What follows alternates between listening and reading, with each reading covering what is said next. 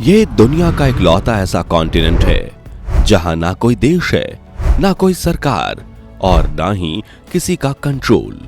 यहां पर कोई टाइम जोन नहीं है। यहां का 97% हिस्सा 5 किलोमीटर तक की गहरी बर्फ की चादर से ढका हुआ है। यहां पर साल में सिर्फ 2 बार बारिश होती है, लेकिन फिर भी धरती पर मौजूद कुल पीने लायक पानी का 70% हिस्सा यहां की बर्फ में जमा हुआ है।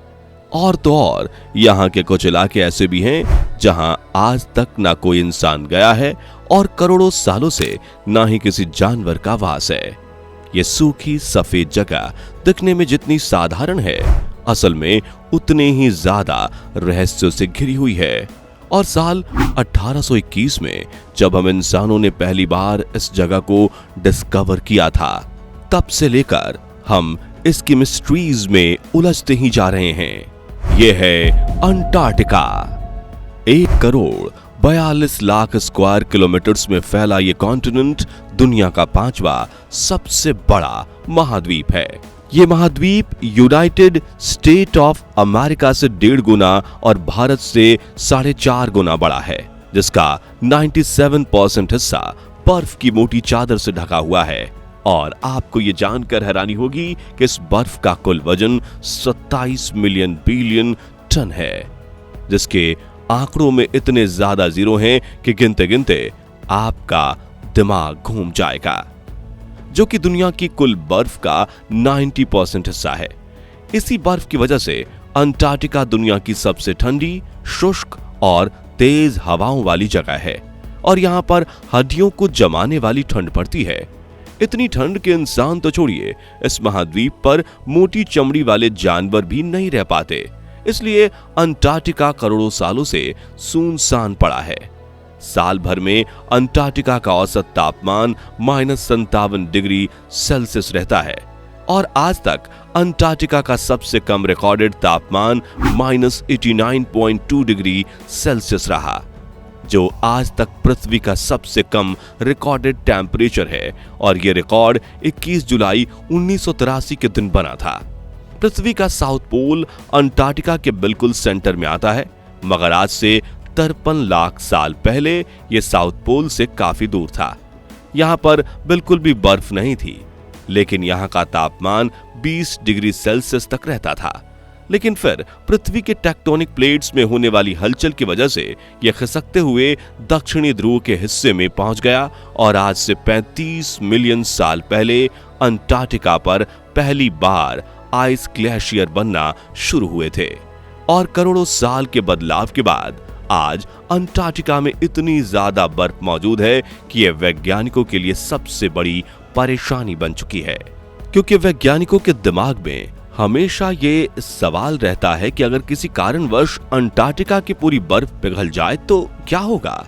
इसी सवाल को ध्यान में रखकर किए गए रिसर्च से ये बात सामने आई है कि अगर अंटार्कटिका की पूरी बर्फ पिघल गई तो पृथ्वी पर समुद्र का जलस्तर 60 मीटर तक बढ़ जाएगा, जिससे इतनी भयंकर सुनामी आएगी जो चंद घंटों में पूरी पृथ्वी की जमीन को पानी में डुबा देगी और शायद पृथ्वी पर मौजूद इंसानी सभ्यता पूरी तरह से खत्म हो जाएगी। इसी वजह से वैज्ञानिक हमेशा इस बात का ध्यान रखते हैं कि कहीं ग्लोबल वार्मिंग की वजह से अंटार्कटिका की बर्फ पिघलना शुरू ना हो जाए। दोस्तों, इस महाद्वीप से जुड़ा एक और सवाल ये है कि इतनी बर्फ होने के बावजूद इसे रेगिस्तान क्यों कहा जाता है।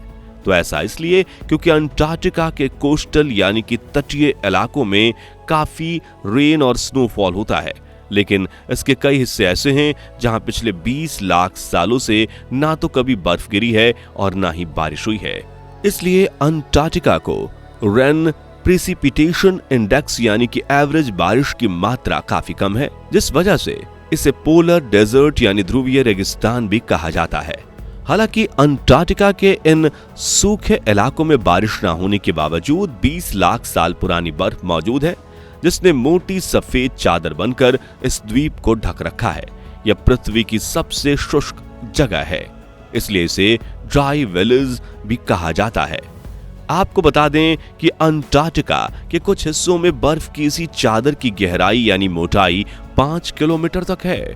यानी अगर आप इस बर्फ के अंदर 6 बुर्ज खलीफा सीधे खड़े कर दें फिर भी जगह बच जाएगी। वहीं अंटार्कटिका का सिर्फ पुरानी बर्फ से ही वास्ता नहीं, बल्कि ठंड के मौसम में अंटार्कटिका का तापमान इतना कम हो जाता है कि इस महाद्वीप के आसपास 17 मिलियन स्क्वायर किलोमीटर्स एरिया में मौजूद समुद्र का पानी जमने लगता है।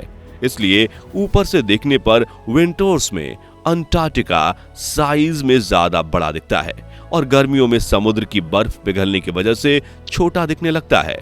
आसान शब्दों में अंटार्कटिका मौसम के हिसाब से अपना कद बदलता रहता है। अंटार्कटिका से जुड़ा एक और हैरत में डालने वाला फैक्ट ये है कि इतना बड़ा महाद्वीप होने के बावजूद वहां ना कोई देश है, ना कोई सरकार, ना कोई नागरिकता और ना ही कोई पिछड़ी हुई आदिवासी जाति का वास। यानी कि पृथ्वी के 800 करोड़ लोगों में से एक भी इंसान ऐसा नहीं है जो अंटार्कटिका का स्थानीय निवासी हो, बल्कि वहां कई देशों के रिसर्च स्टेशन बने हुए हैं, जहां गर्मियों के मौसम में 2000 से लेकर 5000 तक वैज्ञानिक और रिसर्च टीम मेंबर्स रहते हैं। लेकिन ठंड के मौसम में ज्यादातर देश अपने रिसर्च स्टेशन बंद कर देते हैं, क्योंकि वहां की ठंड इतनी ज्यादा बढ़ जाती है कि इंसानों का शरीर उसे झेल नहीं पाता। अंटार्कटिका में भारत ने भी 3 रिसर्च स्टेशन बनाए थे, जिनमें से 2 अभी भी एक्टिव हैं। वहीं 1962 में अमेरिका ने वहां पर अपना मैकमुर्डो नाम का न्यूक्लियर पावर स्टेशन स्थापित किया था, जो आज भी एक्टिव है। वैसे तो अंटार्कटिका में हमेशा 20 किलोमीटर प्रति घंटे की रफ्तार से ठंडी हवाएं बहती हैं, लेकिन ठंड के मौसम में जब बर्फीला तूफान आता है तो इन हवाओं की रफ्तार 300 किलोमीटर प्रति घंटे तक पहुंच जाती है, जो कई बार रिसर्च स्टेशंस की मजबूत बिल्डिंग को भी उखाड़ कर फेंक देती है। और अगर कोई इंसान इन हवाओं के बीच खड़ा हो जाता है तो वो हवाओं के साथ उड़कर कई किलोमीटर दूर जाकर जरूर गिर जाएगा और कुछ ही मिनटों में बर्फ की चादर उसे ढककर हमेशा हमेशा के लिए अपने अंदर समा लेगी। इसलिए इस महाद्वीप को दुनिया का सबसे खतरनाक महाद्वीप भी माना जाता है। हालांकि अंटार्कटिका में की गई वैज्ञानिक लेडीज ने आज तक वहां 11 बच्चों को जन्म दिया है, लेकिन कोई देश ना होने की वजह से उन बच्चों को अंटार्कटिका की नहीं बल्कि अपने माता पिता के देश की नागरिकता मिली थी। यानी ऑफिशियली अंटार्कटिका के नागरिकों की संख्या आज भी 0 है। हालांकि दोस्तों अंटार्कटिका किसी भी देश के कंट्रोल में नहीं है, लेकिन इसका मतलब ये नहीं कि इस पर किसी देश की बुरी नजर नहीं पड़ी हो। अब आप इस नक्शे को देखिए जिसमें फ्रांस कहता है कि अंटार्कटिका का यह हिस्सा हमारा है।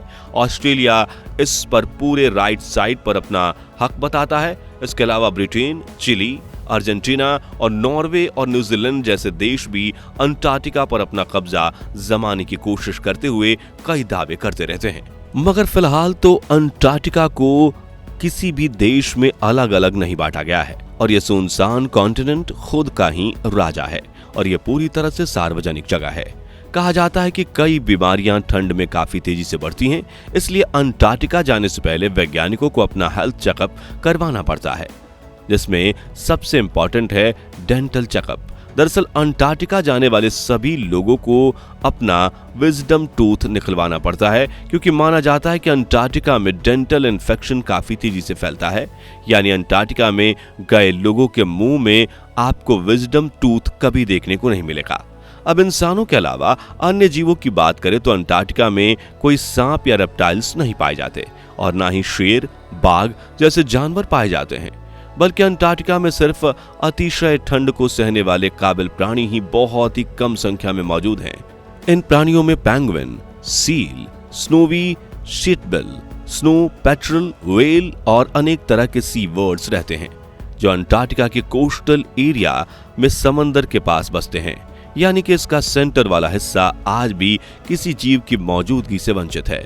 इसके अलावा जब वैज्ञानिकों ने अंटार्कटिका की बर्फ का एक टुकड़ा लेकर रिसर्च करना शुरू किया तो उन्हें इसमें 33 तरह के वायरस मिले, जिनके अंदर एक दूसरे के काफी डिफरेंट और डेंजरस एबिलिटी छिपी हुई थी।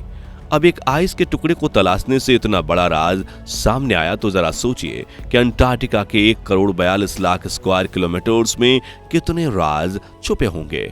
और ये बात जानकर आपके पैरों तले की जमीन खिसक जाएगी कि अंटार्कटिका में एक बर्फ के टुकड़े में इतने वायरसेस को बर्फ के अंदर पकड़ कर रखा गया था, लेकिन ग्लोबल वार्मिंग की वजह से लगातार पिघल रही अंटार्कटिका की आइस शीट्स इन वायरस को एटमॉस्फेयर में एक्सपोज करती जा रही है।